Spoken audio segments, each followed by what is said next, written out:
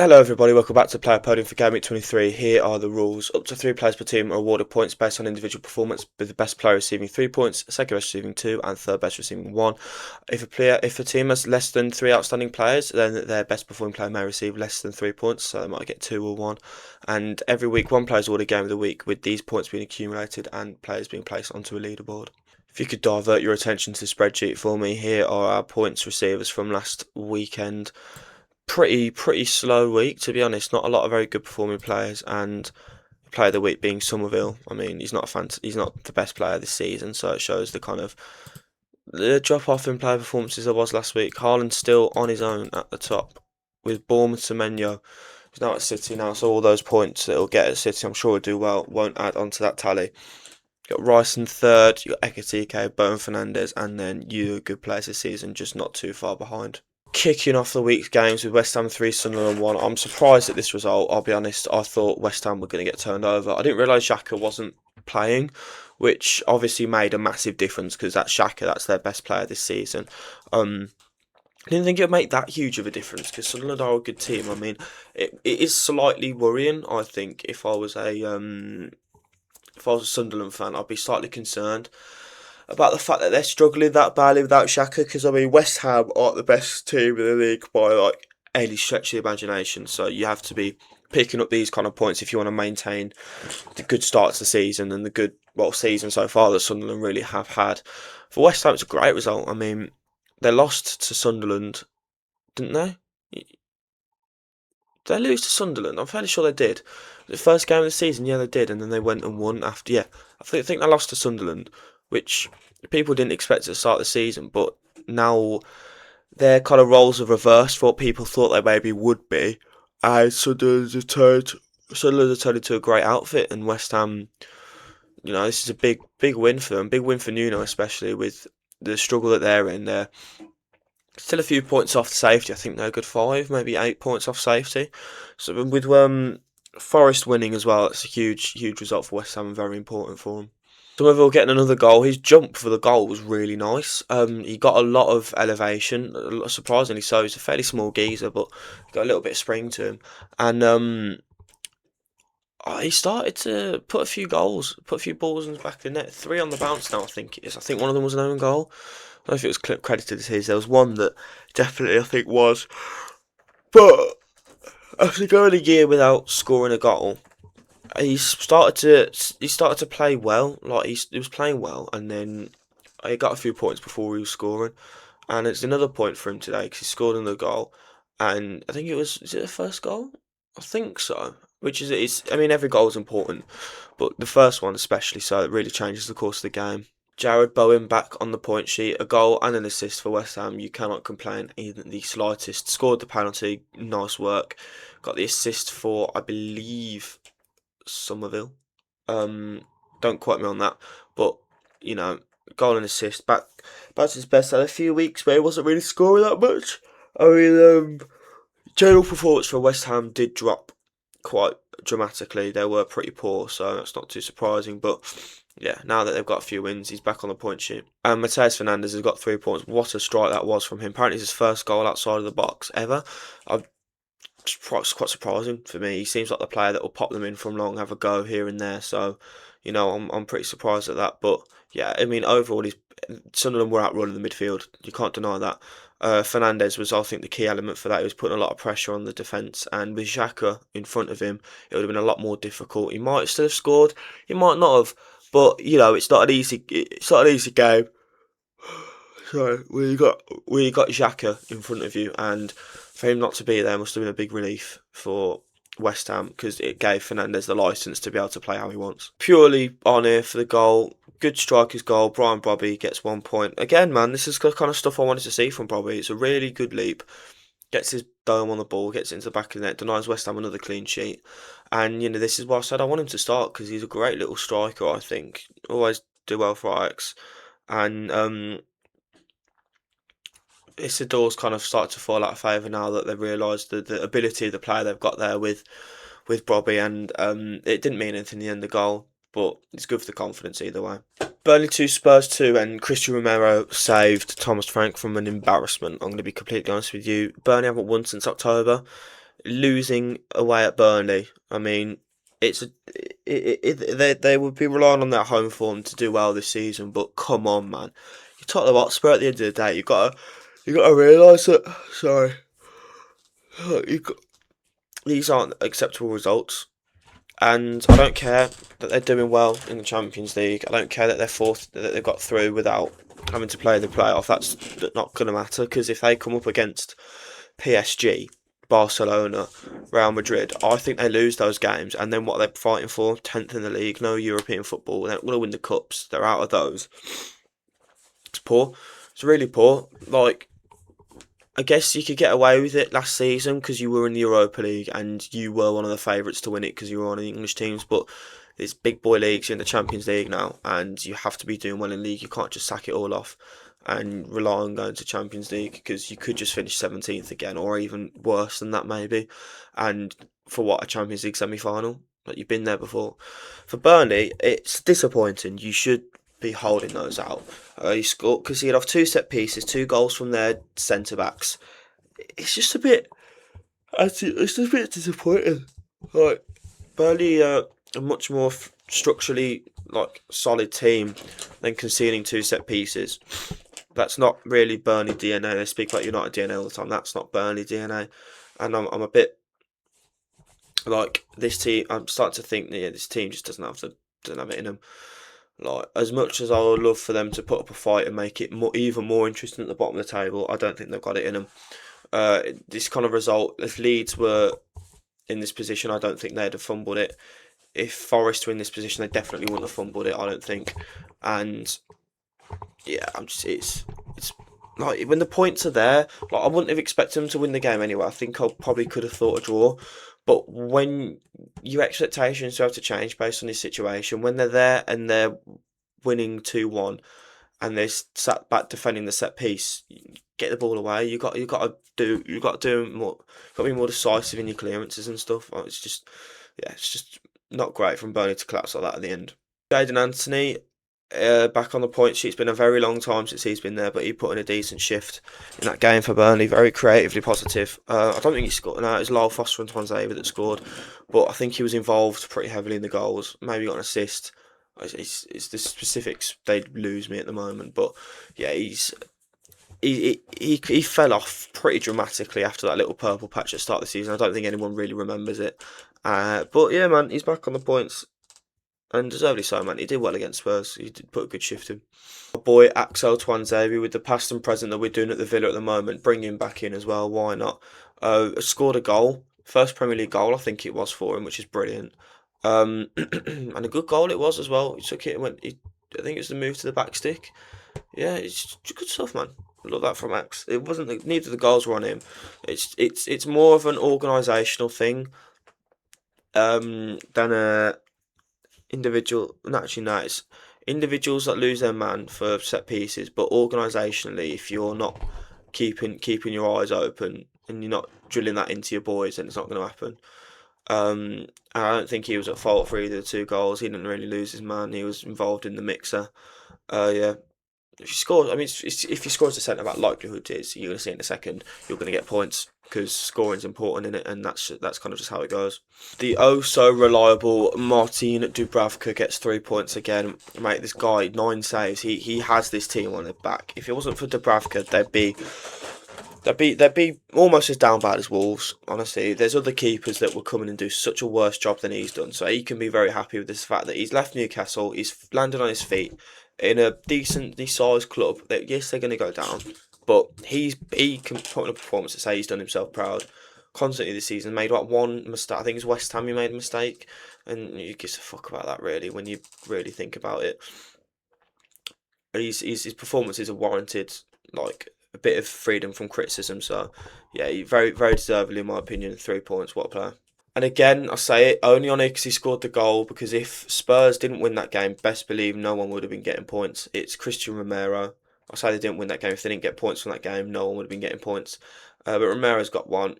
I don't think him and Van der Ven had a particularly brilliant game anyway. They just happened to score. I think Romero's goal was obviously much more important given the context of where they were in the game. Someone else probably could have scored around the time Van der Ven did.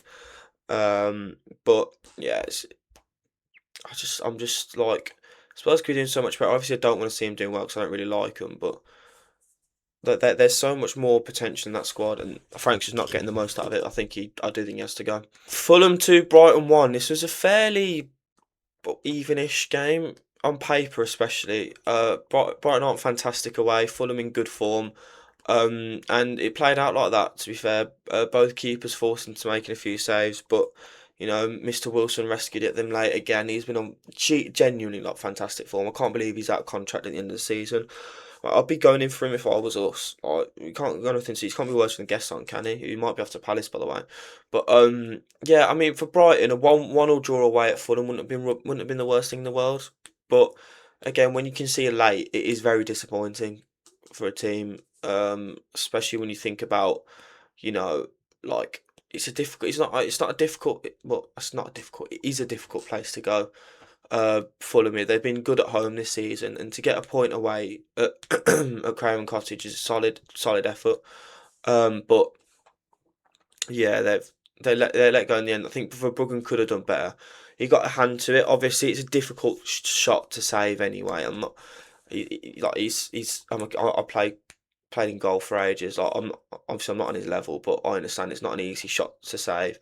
But when you get your hand to it, you want to have kept it out. That's the problem there, and he didn't keep it out, and ultimately that's pretty much what's dropped them a point in the end. In a very close table, you can't really afford to be dropping points, especially to the teams around you, which is what Brighton did in that game. Joaquin Anderson got the assist for Chukwueze's goal. It was a really nice pass, to be fair to him. The goal that Brighton scored wasn't anything on him. It was a really good strike, and yeah, obviously, like I said, goal contributions make a lot for defenders, but they did restrict Brighton up front, and Brighton did struggle in the box quite a bit, and I think a lot of that was down to Anderson, who hasn't been overly overwhelmed. He hasn't been to the levels that we saw at Palace last season, but he's been decent for Fulham. Not kind of gone under the radar a little bit on the point sheet, but yeah, he put in a good solid performance in against Brighton, and it's a good win at the end of the day, and he's got a lot to thank for that. Chukwueze off the bench and scores. I'll feel a bit bad for him in the sense that what's his name, Wilson's doing so well because Chukwueze's a better player than Wilson, but Wilson's in such good form you can't drop him. So you've got Chukwueze and Kevin, Oscar Bob's coming in now. They're all fighting for that position. I mean, Kevin moving into the midfield. You've got Iwobi and Smith Rowe and on the front and the left, in centre and that. So there's a lot of competition at the moment at Fulham. I don't know if Bob's been signed because I don't think they're going to keep Chukwueze, or if they're preempting Wilson's departure. However, it's difficult to fight for places at the moment in that team. And Chukwueze came on and he made a good he made a good account of himself, and the goal was really nice as well. That's the impact. I do think he should be playing more. I really rate him and Kevin. Obviously, his performances have dropped slightly, but I do rate the both, and I think the both do have a place in that team. And no surprises, Wilson again, ole. Another 3 points. He's really been in. He's a player at the moment. He's starting to show that promise that we saw like at Liverpool ages ago. He was in that. He's part of that group that came through at the time, like Ryan Brewster and Nico Williams and all that lot. And that was a group of players that was like kind of touted for big things, and they haven't really gone on to hit massive strides. But Wilson started to plug in some serious performances now for Fulham, and another great strike. I know you can put blame on Verbruggen, but his technique on that shot to be too powerful yet curled enough in to get it on target, just so that Verbruggen can't palm it out. Brilliant work, mate. Honestly, good stuff from Wilson. From the chances that Brighton did have, I think Matoma was quite crucial for a lot of them. He had one or two opportunities at the back stick, didn't really materialise, put a few nice balls into box. But when the goal kind of really came from nothing, and they lacked a bit of a striker presence, I felt in that game they struggled. Was it Costulas starting? I think so, and I think it was Costulas. I'm not 100% sure. Can't. The games were a few days ago now. I can't remember all the teams off the top of my head exactly what happened, but yeah, I do know that they did lack that like position. They did lack a bit in that position in that game. So Matoma was kind of the only one really creating stuff when it was when it's the case it wasn't really coming to much. So yeah, he's got 1 point for his efforts. And Yasinayari gets 2 points. Another really good strike from a guy that I said couldn't hit a barn door. Um, I mean, keep him outside of like 15-yard range, and he's great by the looks of it. But get him anywhere closer to goal, and he can't do it. Um, yeah, the goal was really nicely worked. Just got it to him, and he just twatted it. I think it was in off the bar. Great stuff from the guy. Overall, his performance was decent, but he scored the goal in the end, and I think that really did elevate his performance. To be fair, this victory for City was pretty routine, has to be said. City 2, Wolves 0, and they had never looked as if they weren't going to win that game. They didn't have to get out of second gear, to be completely frank with you. Wolves were never going to win this game. I mean, the way they got battered at home, you'd be right to assume it'd happen again, but not really. I mean, City scored the 2 goals and just chilled. They had a few chances, but nothing massive really materialised. Outside the goals, they didn't need anything. At the end of the day, they just put in a shift. They turned up, had a kick about, and went home. They really didn't need to put much more effort into it than that. This is a really good game for them to have now, especially the fact that they've lost to. They lost to United. They've dropped a few points against Brighton and stuff like that. So this is the kind of game that they really need to get themselves back into good form, especially with the Champions League games that were happening in the week. So yeah, it's a good result for City. Nothing to say for Wolves. You expect them to lose. Bernardo Silva was pulling the strings from the midfield as he tends to, but I think he did it really well in that game. Picked up an assist. Just generally dictated the play. It was very creatively promising. It's not the like hardest team to play against. Let's be completely serious. But he did well for what he was doing, and you can only beat who you're up against. And yeah, he did a solid job. To be fair to the guy. Semenyo's first points for City. Really nice little finish. The link up, the build up play. I think it's the 1-2 that they played around the defenders, and his general involvement in that goal were just great. This is the kind of stuff you sign Semenyo for. I did have reservations about his game time, but I mean, if it's clear that Pep wants to start him, he's going to do great. Like he's going to fit, he's going to slip straight in. Bob's gone out as well, so he's lost the competition from that sense, and Savinho's just a bit shit, so he's not going to start over Semenyo. So mate, it's looking decent for Semenyo so far. Scored in 2 games outside of the Prem. He scored in this one as well. I mean, it just looks like he's picked himself straight back up from his move from Bournemouth and carried on. Probably the man that could feel most hard done by his time at City in the last while. Marmoush. Every time he comes onto the pitch, he looks promising. Every time he comes onto the pitch, he creates something. He scores goals. I mean, he's got a lot of points this season. I think, considering the fact that he hasn't played a lot of games, he scored again, and it begs the question: like, if Haaland can't play, or he's playing and playing shit, why don't you give Marmoush more time? Like you can give Haaland a bit of a break. He's a robot, but he's not invincible. Like he has had a few injuries, so if you need to rest him, you've got a really good second option there. And I don't know why he's not used a lot more. I wasn't going to give anyone points for Wolves, but I feel like Mateus Mane's late flurry of forward play does warrant a point, because I think it shows the fact that the lad's got a bit about him. Like he's not afraid to go at someone, and even though you're 2-0 down in the 90th minute, he'll still be plugging away and he'll still be trying to make something happen, which is a really good trait in someone, because people can drop their heads, when they go, 2 down or like 3 down even. But if in the 90th minute against City, you don't expect to get anything back. But if he's still there trying to take play, he took like 3 players on at one point, made a chance for Mosquera, which was blocked by Gahey. And yeah, I think it showed a bit of character about the kid, and I really like that. So he's going to get a point. Oh dear, dearie me. Good evening, Jonathan. Good evening, Anfield Agenda. Bournemouth 3, Liverpool 2. This was a very, very poor performance from Liverpool. I don't care that they scored 2 goals. I was not impressed with their showing, like in the slightest. I think they defensively they were poor. Bournemouth had quite a lot of chances. Like Bournemouth could have put the game to bed a lot earlier. Evan Nielsen missed a few. I think some of the players put a few crosses into the box and didn't find anything.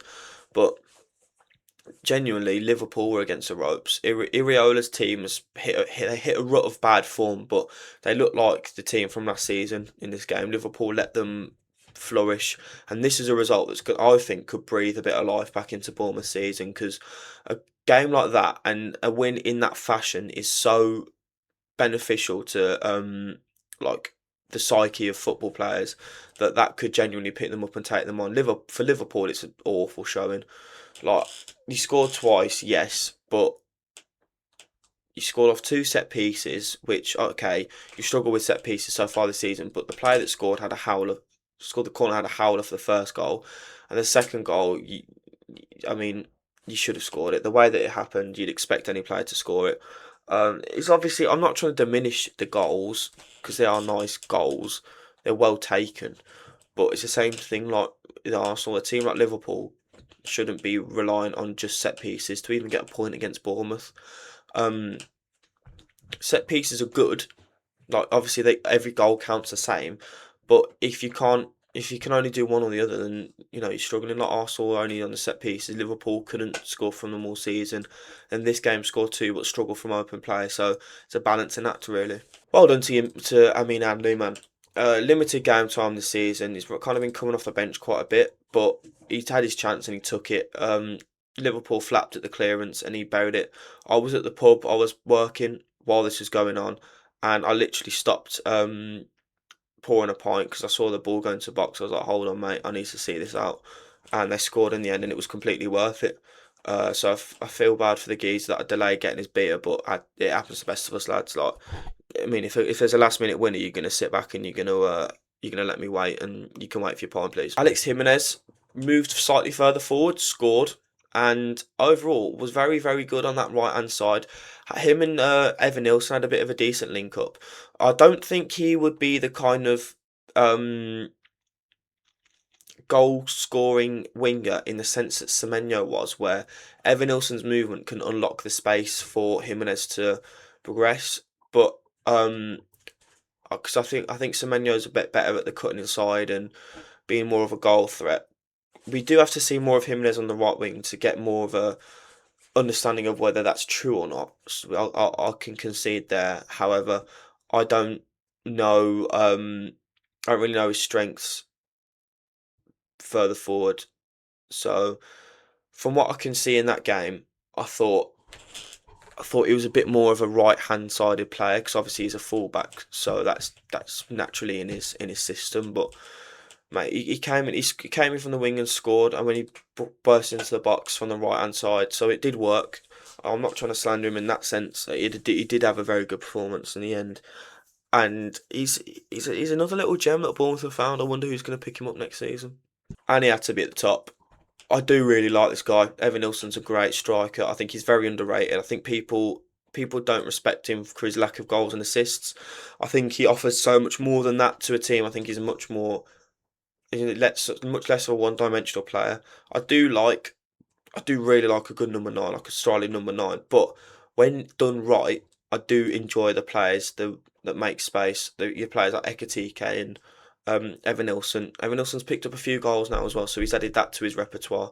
He's scored a few this season. He's building on his goal tally. So if he can consistently add that bit to his game, he can become a really overall all round fantastic striker. And man, definitely has not got enough points in this list this season. Dominic Szoboszlai, goal and assist. He did both of those set pieces from his end worked really well.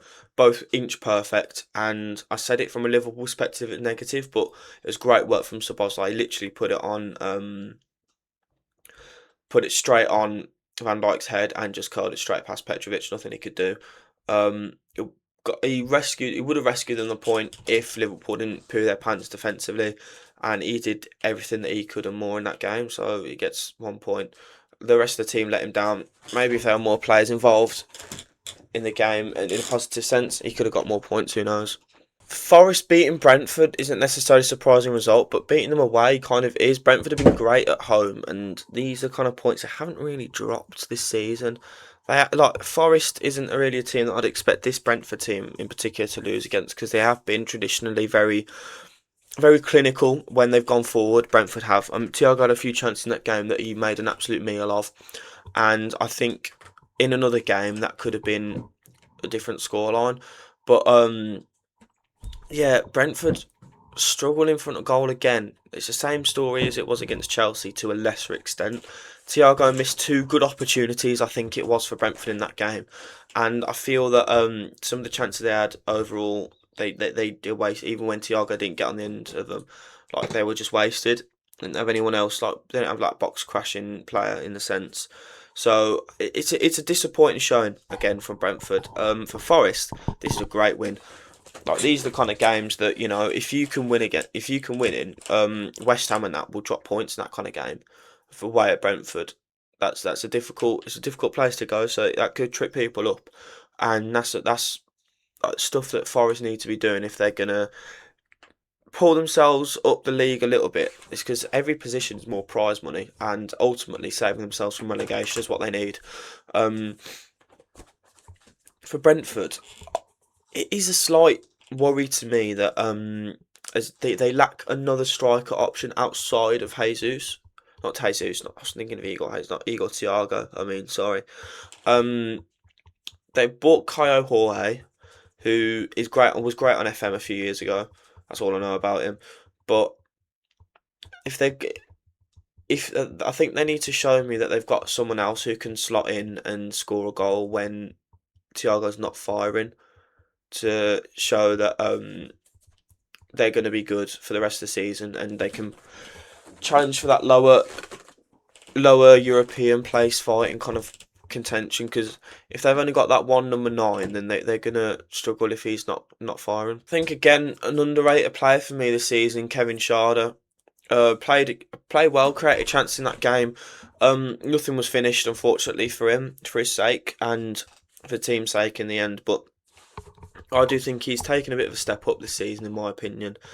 He's been consistently performing for Brentford where he wasn't previously, and I think, yeah, I think he's a really good player. Um, he's been helped by the fact that he's and Buemo and Wissa aren't there to take spots from him, so he's been kind of given the mantle to push on, which has helped him a lot because he's looked a lot better this season than he did last season, obviously. So yeah, I mean, I saw a Brentford fan speaking about him and saying that he hasn't performed very well, which I kind of disagree with. I mean, obviously, I'm not. They know a lot more about they watch a lot more Brentford's football. They know a lot more about their club than I know about their club. So I'm not gonna pretend as if they're right and I'm what as if I'm right, they're wrong. That's the end of. But I think he's done quite well so far. Awoniyi looking like Holy Priest with those shin pads, came off the bench, scored a really good goal actually, and he's kind of reminding everyone that he's still about because well they've signed Luca, they've got Igor Jesus, they've got Chris Woods coming back from injury as well, and Cali Mwendo's just left on loan. I'm sure I'm forgetting someone else that they've got as like a front line option. But yeah, they've got so many bodies forward that it's going to be difficult for Awoniyi to get game time. But you know, if he shows that he can make an impact, the games will come. Murillo again with the points. I think Milenkovic has dropped a bit this season, and I think that's made Murillo look a bit better next to him. I really like Murillo. I've said it many a time. I think he's a really, really good player. He's a ball playing defender whose defensive ability isn't noticeably worse than his ball playing ability. Like for me, Torres is a great ball playing defender, but his he isn't as defensively adept as other people are. But Murillo is defensively strong and he's really good on the ball. And that hybrid of player I really enjoy, and I'm enjoying watching Murillo whenever he plays. And another striker that I've liked this season, Igor Jesus, hasn't scored as many as his performances have warranted. I think in the same way that Barry kind of had at the start of the season, but his goal was really well taken in that. It's literally looping up, takes it on the chest, swivel round, really powerful, past the keeper, nothing the keeper can do. And overall, I always like his forward presence, the way he moves, like in this Evan Nilsson mould. I really enjoy that from Igor Jesus, and I think it's not very Deitch, I would say. I think he will struggle under Deitch more so than someone like Luca will, because he just isn't that mould. Deitch doesn't play that kind of that like channel forward type role. He's very much big Brexit number 9 kind of geezer. But yeah, man, I think Igor Jesus for the fact that he's not in a system which is necessarily benefiting him, I think he's great. I think Palace were like really bad in this game. I don't know if anyone else agrees with me, but I really don't think Palace were very good, like at all. They defensively struggled. Camvo, outside of his two mistakes, looked alright, but those are two crucial mistakes at the end of the day. Even if they didn't happen, I do believe that Chelsea would have won the game anyway. I just don't think that overall Palace performance was up to it. Mateta looked off it when he went through on goal.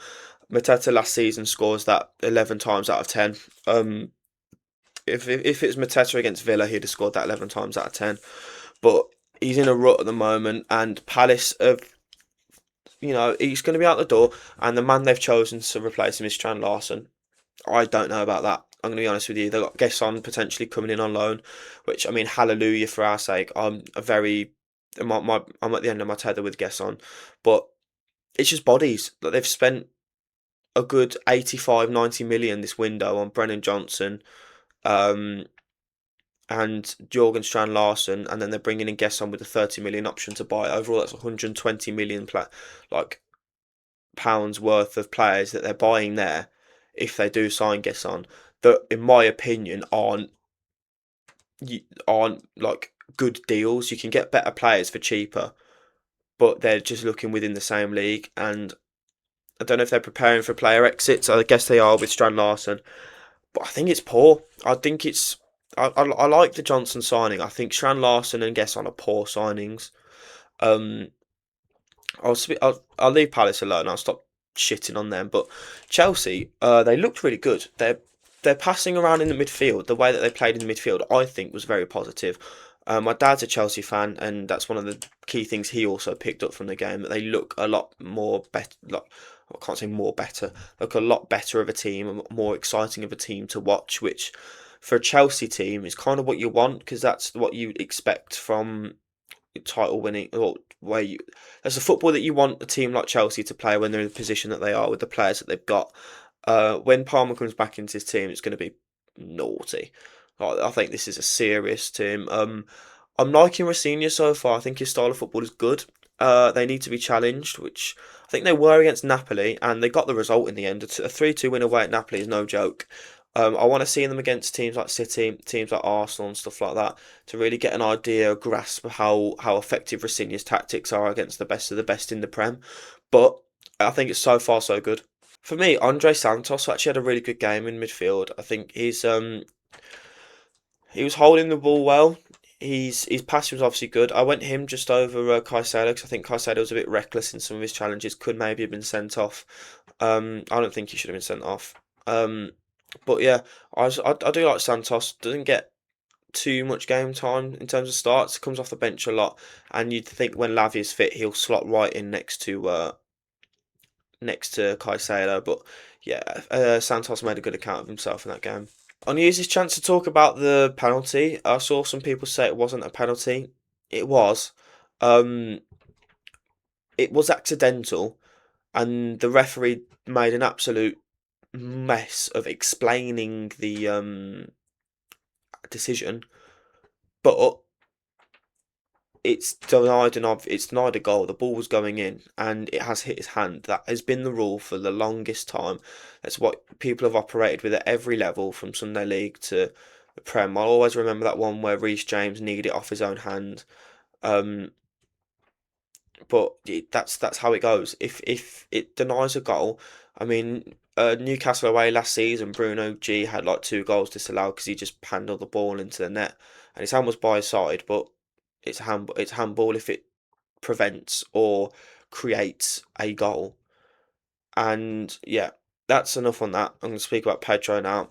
His goal was really nice. Could have been two if Cambo's hand wasn't there, but yeah, Pedro is starting to build himself back up now. He had a rut around the middle of the season, the winter months. He struggled, but he started to come out of his shell a little bit more now, and he did really well against Napoli. He did really well in this game as well, and I think he could be very happy with himself. And this is the Game Week 23 Player of the Week, Estevao. Cracking player. I really like this kid. I've said it so many times. I really like this kid, and the way that he worked that goal was excellent. For his finish. He took it out wide. He took it away from Mitchell, dragged him out wide. But the shot was so powerful across the keeper that Henderson couldn't do anything. It was a really well worked goal, and his pass for Pedro as well was lovely. And he's such a gem. He sparkles every time he gets on the ball, and his performance was one of his better ones so far in a Chelsea shirt, in my opinion. That's three very well deserved points and very well deserved player of the week. This is a game from our perspective. I didn't know really what to expect when coming into it. We've been off the back of a decent win good win against Fenerbahce, but we lost poorly against Everton when we needed to get a result. So before the game, I was nervous. In the game, I think we managed the game fantastically. Great opening goal for us. Really well worked. Classic Villa 25-26 goal outside the box. New year, nothing's changed. And we could have had a few more. Second half, Newcastle started to get into it a little bit. Their midfield was pretty good. Outside of that, I have got an issue with these crosses from Newcastle. They don't work. I'm sorry, they are not working. They put so many crosses into the box against Villa. Two of them, I think, came off. There was one where Miley made the header, and it was a great save by Martinez. Fair enough. And there was one, I think it came to like someone, Wissa, I think it was, and it was recycled, and they had a decent chance from it. But they don't work. They've not worked for a few games now, and I'm sorry. I think they need to find. They need to be a bit more direct into the box in terms of where they're dribbling. They need to stop taking the ball out wide because Gordon's crossing was so bad in that game. Barnes is great when he cuts in as a goal threat, so I think he needs to focus on that more so than crossing the ball because it wasn't working. They put so many crosses in from off the top of my head, and it just didn't happen a lot of the time. The other one thing I want to speak about is a lot of people praise Watkins' performance. I think he played poorly. His movement was good, but his movement's always good. That's never been the problem with Watkins. Like, it hasn't been the problem with Watkins this season. The issue is his final third play has dropped off a lot. That pass he tried to make to Sancho when it was 2-on-2, poor. He had a chance where he was sent through by Rodgers, and he took a absolute donkey of a first touch. Don't get me wrong, his goal was great. It's really good striker instinct, but then again, that's what I'm saying. The movement is never the problem, and the movement from the edge of the box behind the defenders, perfect ball from Digne. That was great. That's a great goal, and Watkins did really well in that sense. And I'm not trying to take that away from him. And he's like I'm saying, his movement has been fantastic, and it always has been. But his decision making has seemed to take a turn for the worse this season. That's why he's not got as many goals as he had in other years, and that's why Villa fans as a whole have been disappointed with Watkins. It's been frustrating to watch his poor decision making at times. This guy just keeps getting better and better though. Lewis Miley was great in that game. As a midfield option, I'm going to speak about Tonali in a second. Obviously, a bit of a spoiler, but him and Tonali as a pair, and Bruno G as well. When they play next to Joe Linton, I'm sorry, they highlight how much better how much better football players they are than Joe Linton. There's such a step down from their midfield levels of like Tonali and Bruno Guimaraes. You got Miley just there. You got like Joe Linton down here. He's not good enough for Newcastle. I'm sorry, Newcastle fans love him. You've got to let him go at this point. I don't think he's going to do a good job for you lot. I think he's had his time. He was shit as a striker. He did decent. He did well as a midfielder to start with, but you have progressed past the level of Joelinton, and I would be starting Lewis Miley every day of the week instead of Joelinton. You lose a bit of grit, yes, but you've got Bruno Guimaraes and Tonali in there. They're not exactly pussies. Like, they're going to get stuck in, and I think playing Joelinton is detrimental to Newcastle at this point. Yeah, I mean Sandro Tonali was just fantastic. He like ran the Newcastle show in that game. He was great off the ball, really lively to try and win the challenges. I mean, he had a chance after 40 seconds to try and score them a goal. I wasn't even in the room at the time. I was buttering my toast, but I come in and he already nearly scored. And then you're thinking, oh, this is going to be difficult for us. But Tonali just general the game for Newcastle. From a Newcastle sense, it was all good from him. And I just would not. You can't be starting Joe Linton nowadays. I'm sorry. In 2026, Joe Linton needs to leave Newcastle. That's what I'm saying. Martinez had a very good performance in that game. It was between him and Matson, but I felt as if Matson's forward play was a bit more limited in this game until he was subbed until Digne was subbed on and he was moved up to left wing. I think he did really well there, but I think Martinez's saves were crucial. One against Tonali and Miley stand out in particular. His overall goalkeeping was great. His distribution was good. He was commanding in his area, which is good. We don't see that.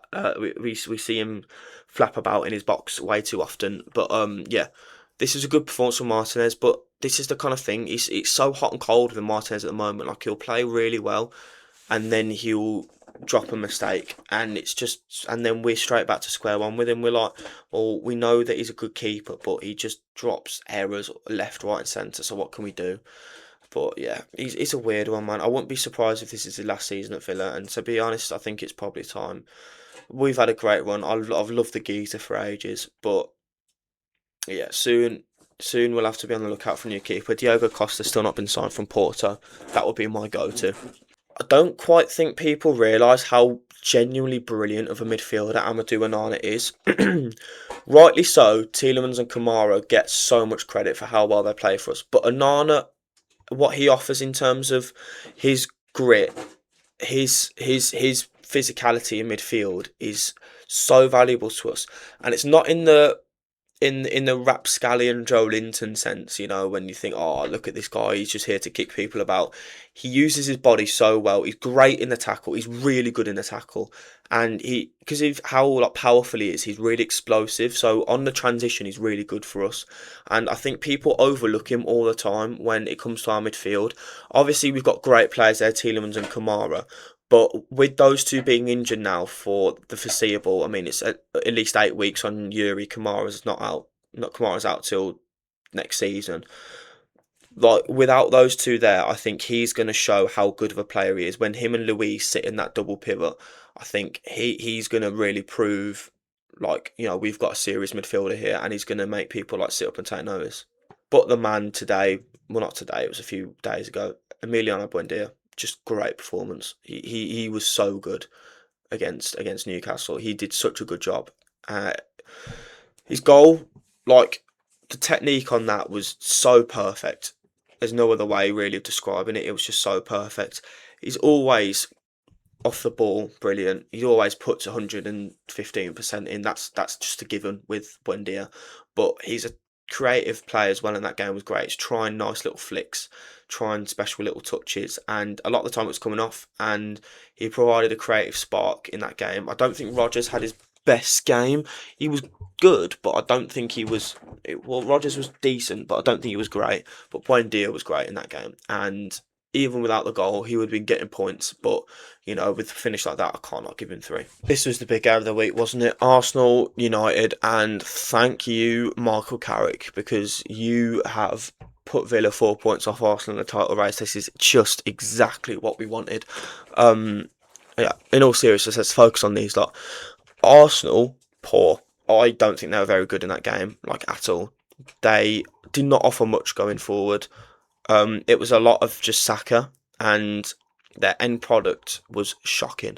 Like they struggle in front of goal. I've got such a problem with the set pieces because that alone can, like, people say about Villa's unsustainable FC, but how long can Arsenal rely on just corners and stuff? Like they scored 2 goals in that game from man marking Lamans off a corner, and in essence it works. I've never been one on the criticism of these set pieces, but after seeing their performance in that game, that really makes me wonder, because if you like, they've got the personnel to be doing so much better than they are and performing so much better than they are. Like they should be a lot more clear in that game than just 4 points in the title, in my opinion, than just 4 points. But they're struggling to score goals. Gyökeres and Trossard, I think, have got 5. That is an issue. Like as much as it's working, it's still an issue, because if you have even one game where you get come up against a physical team, what you do? Like I believe they still got to play City. Like if City have like Haaland, Diaz, Rodri back from corners and they're just pushing you all out of the way, if you can't score from a corner in that game, then what are you gonna do realistically? Like, you're gonna struggle. For United, they looked really good. I'm almost surprised how good the players are doing under Carrick. Dorgu's out for a while now, which is a massive blow. I will say that is very very unfortunate for him and for shut up and for United as a whole because he's been great. But I think it gives a bit of a chance for someone else to come in. Maybe Cunha can come in, slot in, and play well. Maybe Sesko comes back in. I don't know. I guess we'll see. But maybe Ahmad starts again and stuff. But yeah, United are on a good track at the moment with Carrick. I'm not going to speak about their future situation yet because we've seen this story before. We've seen a script before. Carrick will be there to the end of the season.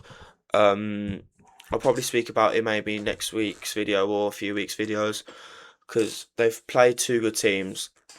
But if they can't beat like if they can't beat like I don't know, teams like Leeds or something. Well, they play Leeds, but like for example, teams of that caliber, like if they play Forest at home and they can't do anything about that, I don't know their fixtures. I'm just giving an example. Then that still shows the same United struggles. I said it. The chances were all Saka, and I wasn't wrong. Like he I find it mad that people don't rate him because he's much more than goals and assists, but he does need to score goals and get assists. That's the problem with Arsenal as a whole, because they're them not scoring from open play is impacting Saka's numbers because his performances have been good, but people aren't going to see that if he's not also putting the numbers beside it, and he does need to put a few in the back of the net. He does need to put someone to someone's head. But if he's giving it his go and Arsenal aren't converting, then what else can he really do? Bruno Fernandes was good in that game. Got a bit bitchy when Saliba tackled him, which obviously you expect from Bruno because he's a bit of a twat. But this is Bruno, we know this by now. His overall play was great. His passing was really good. Got an assist. Yeah, he just played well. It was a good Bruno performance. Nothing else to it. Dorgu's transition into a winger has been great. It's really unfortunate that he's got injured because he's doing so well. I wonder if when he comes back or under the next manager next season, if Carrick doesn't stay, will he stay in that same role? I'll be very interested to see it, and I hope he does because I've been enjoying watching him play.